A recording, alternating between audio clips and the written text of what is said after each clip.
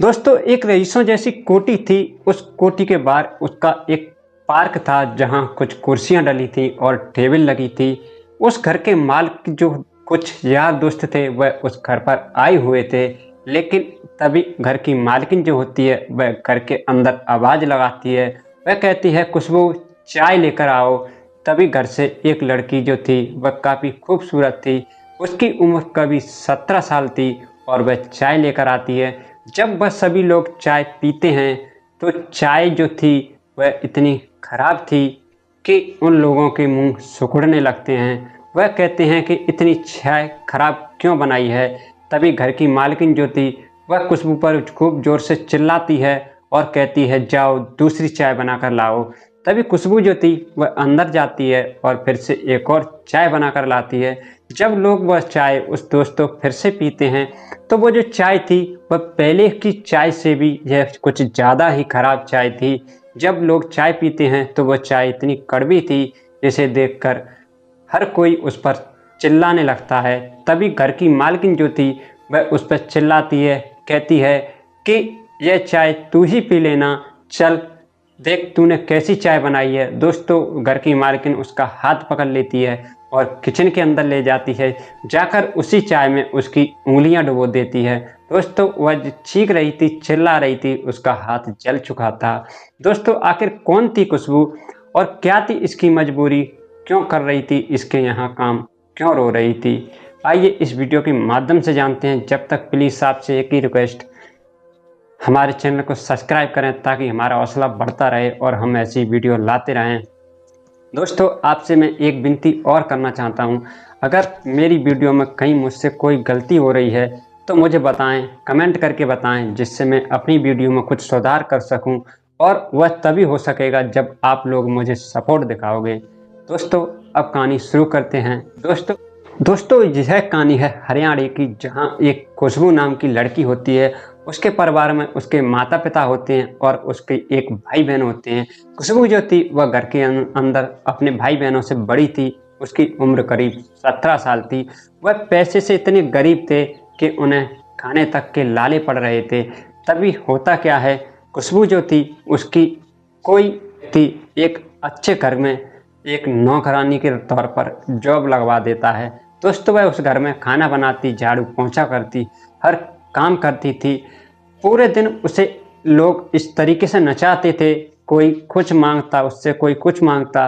वह चौबीसों घंटे भागती रहती थी, सिर्फ काम काम काम। उसे एक पल के लिए भी आराम नहीं था। अगर कुछ पल के लिए आराम मिलता तो वो वक्त था रात का समय, जब वह सो जाती थी। दोस्तों, खुशबू जो थी वहीं उसी मालिक के घर में रहती थी, वहीं खाती थी, वहीं सो जाती थी। तभी होता क्या है कि उस मालिक के घर में उसके कुछ यार दोस्त आए हुए थे। जो मालिक था वह एक सुनार था। उसके कुछ यार दोस्त घर पर आए हुए थे। तभी जो घर की मालकिन होती है वह खुशबू को आवाज़ लगाती है और कहती है, जाओ अंदर से चाय बनाकर लाओ। दोस्तों, खुशबू जो थी वह चाय बनाकर लाती है।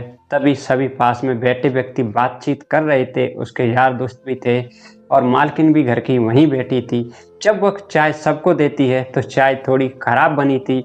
और यह देख जो घर का मालिक होता है वह कुछ ऊपर जोर से चिल्लाता है और कहता है कि तू अपने घर पर ऐसी ही चाय बनाएगी, अगर तुझे ऐसी ही चाय बनाकर पीनी है तो चली जा यहाँ से, ये घर छोड़ दे। दोस्तों, उस वक्त वह अंदर चली जाती है और फिर घर की मालकिन जो थी वह उससे कहती है, जाकर दूसरी चाय बनाकर ला। तभी वह घर के अंदर किचन के अंदर जाती है और दूसरी चाय बनाकर लाती है। लेकिन जब वह लोग फिर से उस द्वारा चाय को पीते हैं, वह चाय इतनी कड़वी थी, जो पहली वाली चाय थी उससे वह कई गुना अच्छी थी। दोस्तों, जब सभी लोग चाय पीते हैं तो घर की मालकिन जो थी वह उस पर जोरों से चिल्लाती है और उसका हाथ पकड़कर किचन के अंदर ले जाती है और जाकर उसकी हाथों की जो उंगली थी वह गर्म चाय के अंदर डुबो देती है। वह कहती है, तूने कैसी चाय बनाई है, ये ले तू ही पी कर देख। दोस्तों, उसकी हाथों की उंगली जल जाती हैं। वह रो रही थी, चीखती है, लेकिन उस जो गरीब थी उसकी बेचारी की कौन सुनने वाला था। लेकिन होता क्या है, वो रिश्तेदार जो थे, वो यार दोस्त थे, वह उस दिन वहीं रात को रुकते हैं। लेकिन कहते हैं कि जब हम किसी दूसरे घर जाते हैं या कहीं पर भी जाते हैं तो कहीं कहीं हमें नींद नहीं आती। उनमें से एक व्यक्ति था जिसका नाम शंकर था। उसकी उम्र करीब 30 से 35 साल थी। उसे रात को नींद नहीं आ रही थी। वह खुशबू को देख रहा था वो कितना काम कर रही थी। तभी अचानक वह देखता है कि खुशबू रात के 12 बजे भी काम कर रही थी और काम करने के बाद खाना खाती है, तब जाके कहीं सोती है।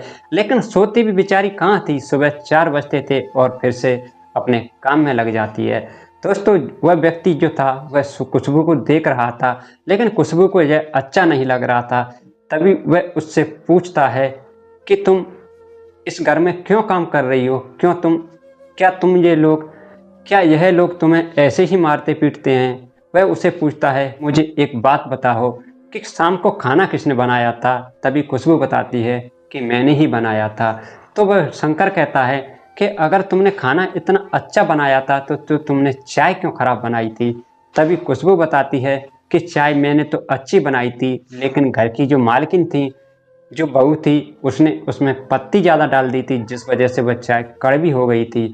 और वह मालकिन जो थी वह मुझे हाथ पकड़कर किचन के अंदर इसीलिए लेकर आई थी, कहीं मैं वहाँ कुछ बोल ना दूँ, इसकी वजह से उन्हें शर्म महसूस होने लगे। दोस्तों, जब वह यह बात सुनता है वह खुशबू से कहता है, तुम इतने इनके टॉर्चर क्यों सुन रही हो? आखिर क्या बात है? तभी खुशबू उस व्यक्ति को अपने पूरे हालात बताती है, अपने घर की परेशानी बताती है। दोस्तों, वह व्यक्ति भी दुखी हो जाता है जब खुशबू के बारे में जानता है, खुशबू की गरीबी के बारे में जानता है। तभी वह उससे कहता है, अगर तुम बुरा ना मानो, इस जंजल से बचना चाहती हो तो तुम मेरे घर पर क्यों नहीं काम करती? तो खुशबू कहती है कि कौन नहीं इस जंगल से बाहर निकलना चाहता। मैं तो इस नौकरी को छोड़ना चाहती हूँ, लेकिन मैं मजबूर हूँ। करूँ तो करूँ क्या? मेरे घर में मेरे अलावा और कोई कमाने वाला नहीं है। मेरे पिताजी हैं, कभी कभार वह थोड़ा बहुत काम कर लेते हैं, लेकिन उससे खर्चा नहीं चल पाता है। तभी खुशबू जो थी उस व्यक्ति के घर पर काम करने के लिए राजी हो जाती है और व्यक्ति उसे बताता है कि तुम यहाँ से काम छोड़ देना, उसके बाद तुम्हें मैं घर से तुम्हारे से ले आऊँगा और तुम मेरे यहाँ इतने लोगों का खाना पीना भी नहीं है, कुछ ही लोग हैं, हम 4 व्यक्ति हैं जिनका तुम्हें सिर्फ खाना बनाना है। दोस्तों, खुशबू ऐसा ही करती है। वह वहाँ से जॉब छोड़ देती है और जो शंकर था वह खुशबू को उसके घर से अपने घर ले जाता है और वो जाकर देखती है कि उसके घर में 2 बच्चे थे, एक लड़का था और एक लड़की थी। शंकर की जो पत्नी थी वह काफ़ी बीमार रहती है, वह बिस्तर पर पड़ी रहती है। वह कुछ ही काम कर पाती थी, जैसे कि कुछ अपना नहाने धोने का काम और थोड़ा बहुत चल फिर लेती, लेटरिन बाथरूम तक जा पाती थी। दोस्तों, जब वह शंकर उस अपने परिवार के बारे में सारी बात बताता है और अपनी पत्नी से कहता है, ये देखो मैं तुम्हारे लिए एक नौकरानी लेकर आया हूँ।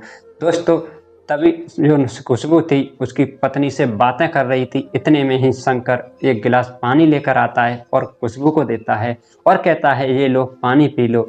लेकिन खुशबू जो थी वह गिलास को देखकर हिचकिचाती है, शर्माती है। वह सोच रही थी कि अगर मैं ये गिलास लूँ, कहीं ये मुझे उस घर की तरह ना डांटने लगे, चीखने ना लगे। दोस्तों, तभी शंकर की पत्नी कहती है, क्यों झिझक रही हो, गिलास लेके पानी पी लो। तभी खुशबू समझ जाती है और पानी पी लेती है और वह सोचती है कि एक ये घर है जहाँ मुझे इतना मान सम्मान मिल रहा है, घर का मालिक मुझे खुद पानी दे रहा है, और एक वो घर था जहाँ मुझे माली से लेकर मालिक तक सभी मुझे मारते थे, चिल्लाते थे।